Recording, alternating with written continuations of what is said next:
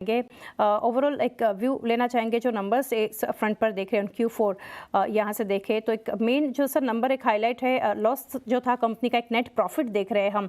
Overall sir opening comments क्या रहेंगे, क्या ड्राइविंग फैक्टर्स रहे सर? जी नमस्कार। पूरे साल में हमारा प्रदर्शन रहा है। हम्म। हर क्वार्टर हमने like to like same store sales growth करी है। इनफैक्ट पिछले 6 क्वार्टर से रिकवरी चालू हो गई थी एंड जो Q4 है इस साल का वो भी उसी ट्रेंड पे ही चलता हुआ नजर आया एंड देयरफॉर जो हमारा पूरे साल की प्रॉफिटेबिलिटी थी काफी हाई थी।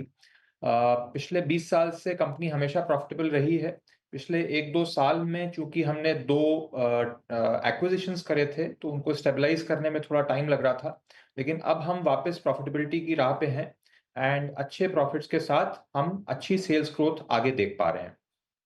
जी, तो आनंद सर आगे जानना चाहेंगे ओवरऑल कंज्यूमर सेंटिमेंट जो है अहेड ऑफ वेडिंग सीजन वो कैसे देख रहे हैं और एक्सपेक्टेड ग्रोथ फॉर FY26 कैसा रहेगा?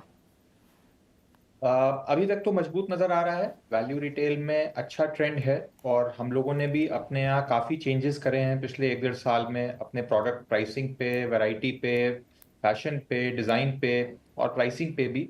तो उसकी वजह से जो हमें मार्केट से रिस्पांस मिल रहा है काफी अच्छा मिल रहा है और इसी के साथ साथ नए स्टोर्स भी हम खोलते चले जा रहे हैं। तो जो वेडिंग सीजन है और जो कंज्यूमर ट्रैक्शन है दोनों में अच्छी ग्रोथ नजर आ रही है। अभी 1 महीना निकला है लेकिन उसमें भी ठीक ठाक मार्केट अभी नजर आ रहा है। जी सर, न्यू स्टोर एडिशन के ऊपर जब आपने मेंशन किया तो ये जानना जानना चाहेंगे साथ ही, तो expected store addition in FY25 and 26 आप कैसे देख रहे हैं और हाउ मेनी ऑफ ईच वो अपडेट लेना चाहेंगे? तो लास्ट ईयर हमने 62 स्टोर्स खोले थे हम्म। एंड 9 स्टोर बंद करे तो नेट एडिशन 53 का हुआ। हम्म। सो अगले साल के लिए हमारी उम्मीद है कि हम करीब 65 नए स्टोर नेट खोल पाएंगे, नेट ऑफ क्लोजर्स।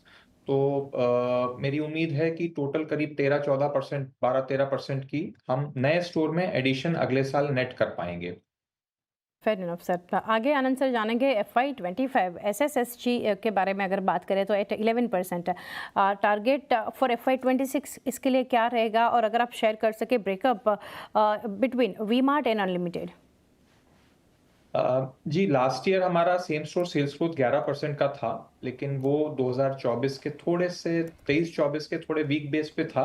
अब हमारे पास स्टोर भी ज्यादा हो गए हैं एंड बेस भी बड़ा हो गया है तो उसके ऊपर डबल डबल डिजिट ग्रो करना तो मुश्किल है। लेकिन हाँ, mid to high single digit same store sales growth हम करेंगे। दैट इज हमारा जो अपना प्लान है और जो टारगेट है। बट ओवरऑल कंपनी लेवल पे जो टोटल सेल्स ग्रोथ आनी चाहिए मिड टीन्स में आनी चाहिए, 15-17% के आसपास की टोटल ग्रोथ आनी चाहिए, जिसमें से कि 6-7% हो सकता हो लाइक टू लाइक की वजह से आए, बाकी 12-13% नए स्टोर्स से कंट्रीब्यूट होगी। सो टोटल ग्रोथ अराउंड 15 से 17% हम उम्मीद कर सकते हैं। जी सर। सर FY25 में जो हमने ग्रोथ देखा है 17%, तो फॉर फाइनेंशियल 26 रेवेन्यू टारगेट क्या लेकर चल रहे हैं? जैसा मैंने अभी बताया वही हम 15 से 17% की ग्रोथ जो हमारी पिछले 1-2 साल में ग्रोथ चल रही है, हम चाहेंगे कि एटलीस्ट उतनी ग्रोथ तो करें। अब उसके ऊपर जितनी और ज्यादा कर पाएंगे वो थोड़ा मार्केट के ऊपर भी डिपेंड करता है, लेकिन एटलीस्ट जितना लास्ट ईयर करा है उतना तो मिनिमम करना चाहिए हम। जी करेक्ट सर। मार्जिन्स सर उसके लिए फॉर द ईयर एक टारगेट लेना चाहेंगे फॉर मार्जिन्स, और what is the differential between unlimited and V Mart margins? तो अनलिमिटेड जितने भी हमारे साउथ इंडिया में स्टोर्स हैं वो अनलिमिटेड ब्रांड में चलते हैं। अनलिमिटेड ब्रांड में अदरवाइज उसके अलावा और कोई फर्क नहीं है अपार्ट फ्रॉम कि वो साउथ इंडिया में है और बाकी वी मार्ट के जितने भी स्टोर्स हैं वो नॉर्थ और ईस्ट इंडिया में है। मार्जिन में अब आने वाले समय में बहुत ज्यादा फर्क नहीं रह जाएगा। पिछले सालों में फर्क था क्योंकि जो हमने अनलिमिटेड के स्टोर्स एक्वायर करे थे वो थोड़े से लॉस मेकिंग थे या थोड़े कम प्रॉफिटेबल स्टोर थे। तो जितने भी लॉस मेकिंग स्टोर्स थे हम सारे बंद कर चुके हैं। अब हम धीरे धीरे करके और उसमें नए स्टोर ऐड करते चले जा रहे हैं और जो ये नए स्टोर्स हैं उनकी प्रॉफिटेबिलिटी बिल्कुल वी मार्ट के स्टोर्स के बराबर है या उनसे ज्यादा है।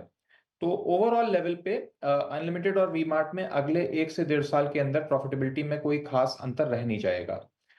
जहां तक ओवरऑल प्रॉफिटेबिलिटी का सवाल है, जितना हमने लास्ट ईयर प्रॉफिट डिलीवर करा है नेट प्रॉफिट या एबिटा, उम्मीद तो यही है कि उससे थोड़ा सा हम बेहतर प्रदर्शन कर पाए अगले साल। जी, और आनंद सर, इन्वेंट्री डेज़ के बारे में पूछना चाहूँगी। दिसंबर 24 में जो कि था 92 डेज़, इन मार्च 25 102, तो आगे चलकर इसको लेकर क्या आउटलुक है इन्वेंट्री डेज़? ये थोड़ा सेल्स के ऊपर डिपेंडेंट रहता है, हुँ। लेकिन हमारी कोशिश यही है कि हम इसको 90 दिन के अंदर ले आएँ। आज से 3-4 साल पहले हमारे एवरेज इन्वेंट्री डेज़ 80-85 डेज़ के आसपास रहते थे एंड कोशिश हमारी यही है कि हम इसको धीरे-धीरे करके कम करें। मार्च एंड में थोड़े से ज़्यादा थे क्योंकि हमें वेडिंग सीज़न के लिए और नए स्टोर्स जो हम खोलना चाहते हैं, उसके लिए हमने ईयर एंड पे थोड़ी अपस्टॉकिंग करी थी। बट ऑपरेशनल बिज़नेस रीज़न था, तो उसकी वजह से हमें करना पड़ा। But otherwise on a moving average basis अगर मैं हर महीने का एवरेज लगाऊँ, तो 90 दिन के आसपास का इन्वेंट्री डेज़ हम मेंटेन करते हैं। जी, और लास्टली सर, लाइमरोड के ऊपर जानना चाहेंगे, target EBIT positivity for LimeRoad आप कैसे देख रहे हैं? लाइमरोड की प्रॉफिटेबिलिटी के ऊपर अभी हमारा उतना फोकस नहीं है, लेकिन हाँ, उसके जो लॉसेस हैं, हम हर साल 50% कम करते चले जा रहे हैं। सो लास्ट ईयर उसमें करीब 73 करोड़ का लॉस था। इस साल आई थिंक 33 करोड़ का सिर्फ लॉस हुआ है एंड अगले साल भी मेरे को उम्मीद है कि ये 33 भी हम इसको एटलीस्ट 50% कम कर पाएँगे। तो लाइमरोड एक्चुअली हमारे लिए टेक्नोलॉजी का एक सॉल्यूशन क्रिएट कर रहा है, टेक्नोलॉजी प्लेटफ़ॉर्म बना रहा है, हमारे ओमनी एनेबलमेंट के लिए काम कर रहा है। तो हम उसको ज़्यादा ओमनी एनेबलर की तरह देखते हैं rather than as a cost. It is just like कि जैसे एक हमारा आईटी डिपार्टमेंट होता तो उसकी एक कॉस्ट होती, तो हम उसको उस तरीके से देख रहे हैं। ओवरऑल जो लाइमरोड बिज़नेस है, वो ओवरऑल वी-मार्ट कंपनी का रफली अराउंड 1% है, तो बहुत मटीरियल नंबर नहीं है, बहुत बड़ा नंबर नहीं है।